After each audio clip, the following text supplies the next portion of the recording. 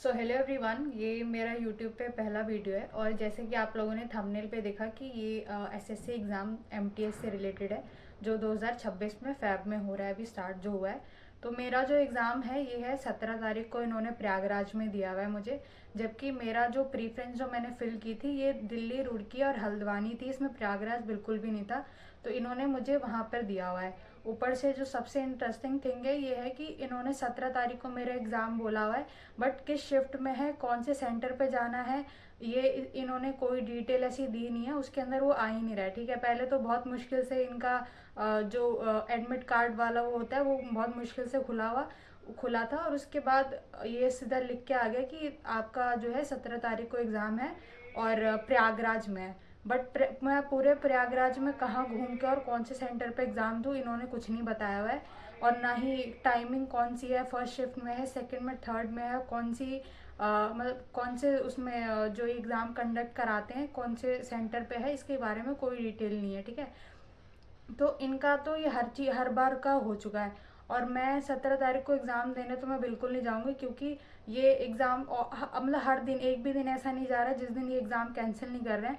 अब मैं प्रयागराज जाऊँ कहीं से, मतलब ढूंढ ढांड के, अगर मैं कहीं से पता करके जाऊँ और वहाँ जाके मैं एग्ज़ाम देने जाऊँ और ये बाहर एक लाके एक प्रिंट आउट 5-10 रुपए का प्रिंट आउट ला के चिपका दे कि एग्ज़ाम कैंसिल हो चुका है, तो मेरा तो पूरा दिन गया ना। वहाँ से दिल्ली से प्रयागराज में जाऊँ एग्ज़ाम देने, अपने पैसे लगाकर आना जाना सारा कुछ सोच साच के, और वहाँ पे जाके आप लोग चिपका दो कि एग्ज़ाम कैंसिल हो गया, हम रीशेड्यूल कराएंगे और वो आपको मैसेज कर देंगे हम लोग।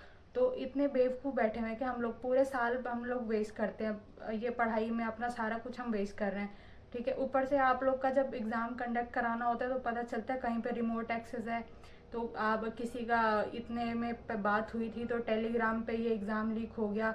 ये इतने जो फॉल्ट क्यों है, जब अगर आपसे आपकी जो एसएससी के जो चेयरमैन है, इन्होंने जिस कंपनी को ये दिया हुआ है कि ये सारा एग्ज़ाम जो है इसको कंडक्ट कराएं और रिजल्ट एंड XYZ जो भी इससे रिलेटेड जो फॉर्मेलिटीज़ है इसको पूरा करने के लिए बोला हुआ है, जब अगर उस कंपनी से नहीं हो रहा है तो ये वापस टीसीएस को क्यों नहीं दे रहे हैं? तो ये उसी के पीछे क्यों पड़े हैं? मैं एकदम वहाँ पे, मतलब उसने स्टेनो से शायद एग्ज़ाम स्टार्ट किए थे और इसके बाद धीरे धीरे जो भी है जो सीजीएल में भी दिल्ली पुलिस में भी सीधा सीधा आया कि पूरा एग्ज़ाम जो था वो टेलीग्राम पे आ चुका था। वहाँ पे प्रॉपर लिखा हुआ है, चैट्स भी आए बच्चों के कि इतने लाख दे दो, इतने में बात हो जाएगी, आपका एग्ज़ाम हो जाएगा। इसके बाद भी कोई स्ट्रिक्ट एक्शन तो लिया नहीं गया आप लोगों से, और वापस उसी को ही बार बार इतना देने की वो ज़रूरत क्या है? मतलब अगर आपको ऐसा लग रहा है कि ये नहीं करा पा रहे हैं तो उस सीधा एग्ज़ाम को कैंसिल करें, एंड वो जो आपने जो बात जो आपसे हुई है, जो भी कॉन्ट्रैक्ट साइन हुआ होगा उसको कैंसिल करके वापस जो पहले कंपनी करा रही थी उसको दे देना चाहिए।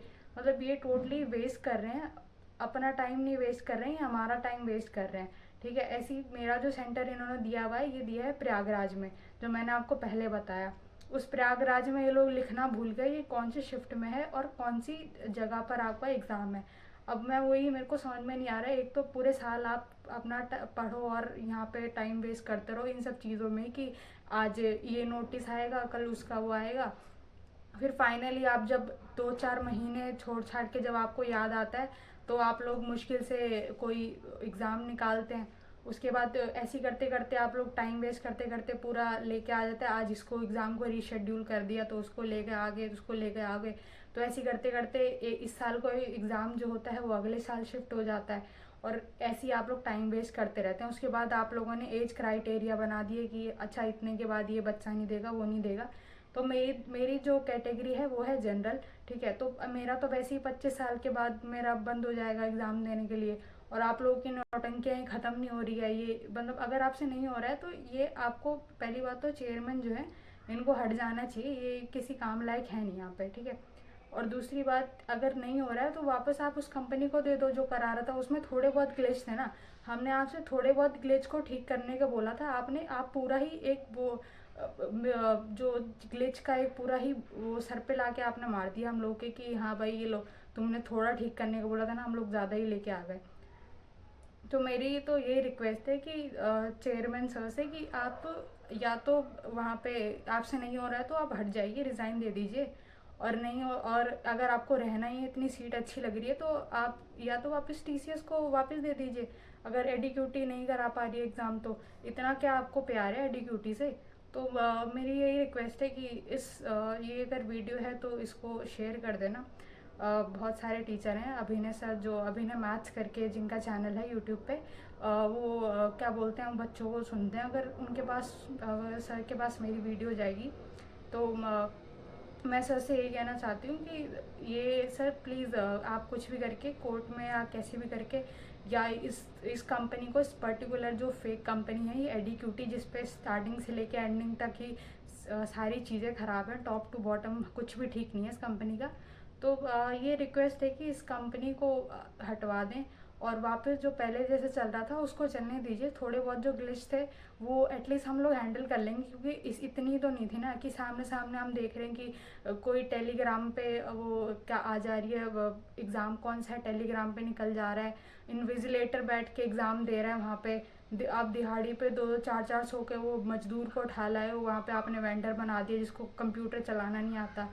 तो इतने सारे ग्लिच हैं आपके पास, तो ये पहली बात तो आप हट जाइए, ठीक है। और जो पहले वाले थे उनको वापस ले आओ प्लीज़, और जो चीज़ें हैं जो एग्ज़ाम से रिलेटेड गलतियाँ हो रही हैं इसको ठीक कराएं प्लीज़। बस इतना ही था। Thank you so much. अगर ये वीडियो सबके पास जाए तो एक बार ज़रूर भेज देना।